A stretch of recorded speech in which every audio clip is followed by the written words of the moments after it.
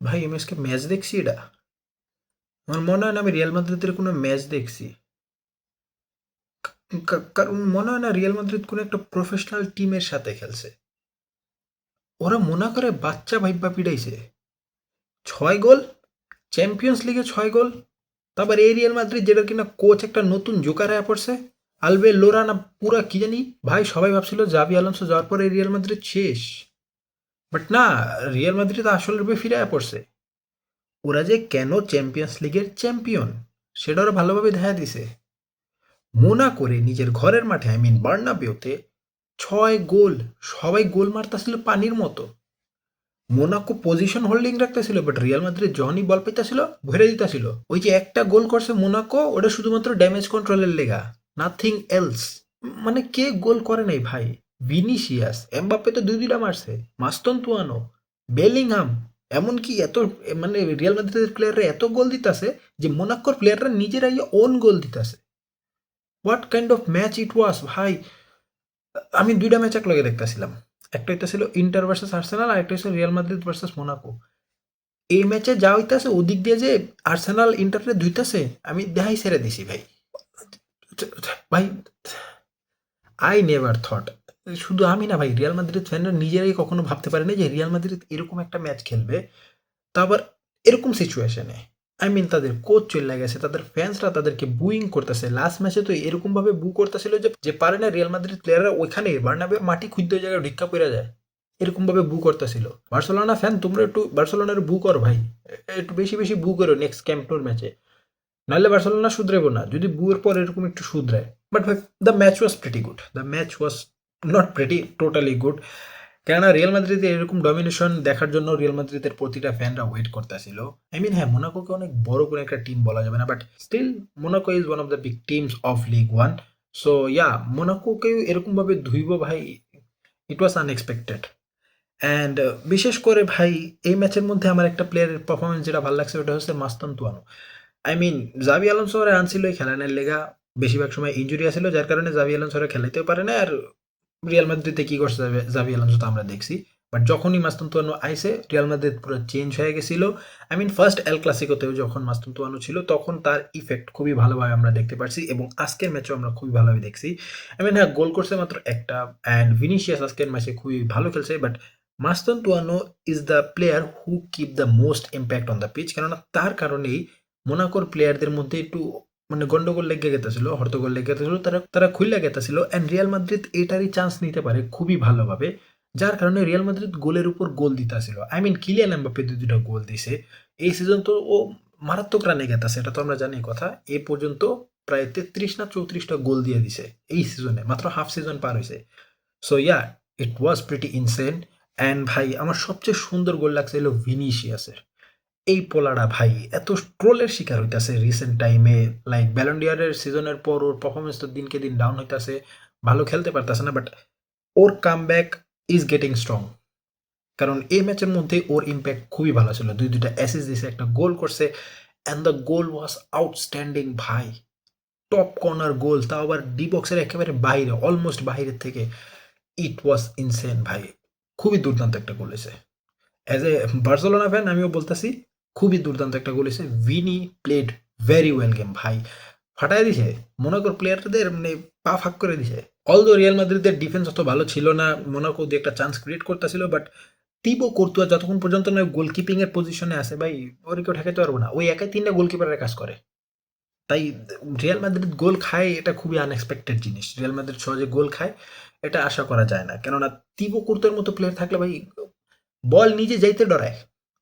তিবো কর্তুয়ার মতো গোলকিপার যখন ওই গোল পোস্টের সামনে খাড়া থাকে, বল যাইতে ডরায়। বল যাওয়ার আগে তিবো কর্তুয়া থেকে পারমিশন লয় যে স্যার আমি কি পার হতে পারি, আমি কি অপোনেন্টের গোল হতে পারি। This is the aura of Thibaut Courtois in the goal position. But ভাই at the end Real Madrid খুবই দুর্দান্ত ম্যাচ খেলছে। রিয়াল মাদ্রিদের ফ্যানদের জন্য এটা খুবই দরকার ছিল। লাইক তারা রিসেন্টলি যে ট্রমার মাধ্যমে গেছে, দুইটা ম্যাচে দুইটা ট্রফি হারাইছে। সো তাদের জন্য এরকম একটা ম্যাচ, এরকম একটা এন্টারটেনিং ম্যাচ গিফট করা রিয়াল মাদ্রিদ প্লেয়ারদের ওপর একেবারে মানে ফরজ হয়ে গেছিল ভাই। So yeah, Real Madrid fan are now very happy and very excited for upcoming matches. কেননা এখন তারা লা লিগার রেসে আসতে পারে, কেননা তাদের মধ্যে এবং বার্সেলোনার মধ্যে মাত্র 1 পয়েন্টের গ্যাপ আছে, which is not that big. কেননা আমরা প্রিমিয়ার লিগের দিকে যদি তাকাই ওই 2 পয়েন্টের গ্যাপ আছিল যেটা এখন 7 পয়েন্টের গ্যাপ হয়ে গেছে আর্সেনালের সাথে। So La Liga has only 1 point difference between the first and second position and Real Madrid আর বার্সেলোনার হাড্ডাহাড্ডি লড়াই হইতে গেছে। যতক্ষণ পর্যন্ত না রাফিনিয়া বার্সেলোনা আসতেছে ভাই, বার্সেলোনা এখনো নড়বড় হয়ে থাকবো। রাফিনিয়ার গুরুত্ব বার্সেলোনা টিমে খুবই ইম্প্যাক্টফুল। বার্সেলোনা ফ্যানরা একটু নৈরাচরা বসো ভাই, আমাদের রাফিনিয়ার দরকার। অ্যান্ড শুধু যে রাফিনিয়া দরকার এরকম না, বাকি সব প্লেয়ার আমাদের দরকার, কেননা সবাই মিলে একটা ভালো টিম হয়, তখনই ভালো ইম্প্যাক্ট ফেলতে পারে। অ্যান্ড রিয়াল মাদ্রিদেও আমরা সেম জিনিসটা দেখছি, মাস্তানতুয়ানো আসার পর কি পরিমাণের ইম্প্যাক্ট যে ফেলতে পারে। যে ভিনি আর এমবাপ্পে কিনে একসাথে খেলতে পারতাছিল না, মাস্তানতুয়ানো আসার পর তারা দুজনও সুন্দর করে খেলতেছে, গোল দিতেছে, অ্যাসিস্ট দিতেছে। মাস্তানতুয়ানোর ইফেক্ট আছে, রাফিনিয়ার ইফেক্টও এরকম আছে। অ্যান্ড ভাই আজকে আরও অনেকগুলো ম্যাচ হয়েছে, যার মধ্যে দ্বিতীয় ম্যাচ আমি যেটা দেখছি ওটা হচ্ছে ইন্টার ভার্সেস আর্সেনাল, যেখানে কিনা আর্সেনাল ইন্টারে 3-1 গোলের ম্যাচ হয়েছে। And the whole match was very entertaining. কখনো ইন্টার ডমিনেট করতেছিল, কখনো আর্সেনাল, যদিও ইন্টার গোল করতে পারতেছিল না, আর্সেনাল গোলের উপরে গোল করতেছিল। But the whole match was pretty tough, I would say that, কারণ দোনো টিমেরই পজিশন অলমোস্ট সেম, কারো 51%, কারো 49%। Both team got the ball very often. But Arsenal যখনই চান্স পাইছে তখনই গোল করছে। আর বিশেষ করে আর্সেনাল তো set piece FC, Arsenal FC না, সেট পিস এফসি। কেননা যখনই সেট পিস পায় আর্সেনাল ফ্যানরা লাফে উঠে যে এবার গোলিব। আর্সেনাল ঠিকই এরকম টাইপে গোল দিয়ে ভাই, গ্যাব্রিয়েলের সুন্দর গোল হয়েছে, ভিক্টর গিউকেরেসের সুন্দর গোল হয়েছে।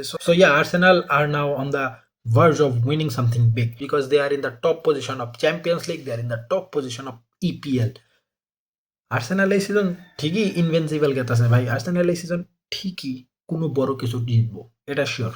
একটা না একটা ট্রফি ওরা জিতবে, হয় প্রিমিয়ার লিগ নয় চ্যাম্পিয়ন্স লিগ, দুইটার একটাই জিতবো। অ্যান্ড কে চ্যাম্পিয়ন্স লিগ জিতবো না ওটা আমরা সবাই ভালোভাবে জানি, কেননা এখন অনেক মারাত্মক সুযোগ আছে বার্সেলোনার জন্য। কারণ পিএসজি এবং ম্যান সিটি দুজনই হারছে, একজন স্পোর্টিং এর সাথে আরেকজন বোর্ডোর সাথে। হ্যাঁ, বোর্ডো নামেও দল আছে, তোমরা এখন জানলা? সিরিয়াসলি ভাই, বোর্ডোর সাথে ম্যান সিটি হেরে গেছে, তারপর 3-1 গোলে। পেপ গার্দিওলা মনে হয় স্যাক হইবে ভাই, এই সিজন যেভাবে কোচরা স্যাক হইতাছে, পেপ গার্দিওলার নাম্বার আয়া পড়ছে। কখনো ভাবতে পারিনি যে পেপ গার্দিওলাও স্যাক হতে পারে, বাট যা চলতেছে ম্যান সিটির মধ্যে পেপ গার্দিওলা স্যাক হতে পারে। কারণ রিসেন্টলি তারা 1 উইকের মধ্যে 50 মিলিয়ন ইউরোর মতো খরচ করে দুইটা প্লেয়ার আনছে, top level player from Premier League, but they didn't deliver anything. Man সিটির মধ্যেও অনেক কিছু চলতেছে। 2 পয়েন্টের গ্যাপ আছিল আর্সেনালের সাথে প্রিমিয়ার লিগে, এখন সেটা 7 পয়েন্টে চলে গেছে। আর্সেনাল তো ভাই অন্য লেভেলে চলে গেছে, বাট ম্যান সিটি হারছে। হ্যাঁ, ইপিএল আমি সাপোর্ট করি, বাট চ্যাম্পিয়ন্স লিগে ভাই বার্সেলোনায় সাপোর্ট করি। আমাদের জন্য ভালো, কেননা ম্যান সিটি হারছে, পিএসজি হারছে। পিএসজি হারতে পারে এই দিনও দেখা হইতেছে ভাই, স্পোর্টিং এর কাছে হেরে গেছে। তাদের হারার কারণে তারা পয়েন্ট আর পায় নাই। এবং বার্সেলোনার হাতে যেহেতু এখনো 2টা ম্যাচ আছে এবং আটলান্টারও ম্যাচ আছে, আটলান্টাও 13 পয়েন্ট আছে। দেখা যাক এট দি এন্ড কি হয়। যদি বার্সেলোনা এই 2টা ম্যাচ প্রপারলি জিততে পারে এবং আটলান্টা নেক্সট ম্যাচটা হারে, তখন বার্সেলোনা আরামসে ভাই টপ 8-এ ঢুকে যাবো। কারণ আমি চাই না ভাই বার্সেলোনা আরো একটা এক্সট্রা ম্যাচ খেলুক, আমরা চাই না খেলতে ভাই, টপ 8-এ যাই আরামসে যাতে খেলতে পারি, এটাই আমরা চাই। কারণ বার্সেলোনার ভাই চ্যাম্পিয়ন্স লিগের লাখ সবাই জানে, আমরা বার্সেলোনা ফ্যানকে, রিয়াল মাদ্রিদ ফ্যানরাও জানে, যার কারণে 10 বছর ধরে, এখন তো 11 বছর রানিং চলতেছে, আমরা ট্রোলের শিকার হইতেছি শুধুমাত্র ইউসিএল এর জন্য। দেখা যাক এট দি এন্ড কি হয়। তো এই ছিল আজকের ভিডিও, আই হোপ তোমাদের ভালো লাগছে ভাই, কারণ আজকের রাত্রে ম্যাচগুলা খুবই দুর্দান্ত হয়েছে। আমি এখন এক্সাইটেড আগামী দিনের ম্যাচগুলো দেখার জন্য, বায়ার্ন, বার্সেলোনা, তারপর বাকি যেসব ম্যাচগুলো আছে সবগুলোই দেখবো এবং সবগুলো নিয়ে ভিডিও আসবো। তো সেই ভিডিও দেখার জন্য অবশ্যই চ্যানেলটাকে সাবস্ক্রাইব করে দাও, নোটিফিকেশন বেলও প্রেস করতে পারো নোটিফিকেশনের জন্য, কমেন্ট করে জানাতে পারো তোমার মতামত আজকের ভিডিও বা আজকের ম্যাচগুলো নিয়ে। দেখা হচ্ছে তোমাদের সাথে নেক্সট ভিডিওতে, ততক্ষণ পর্যন্ত পিস আউট।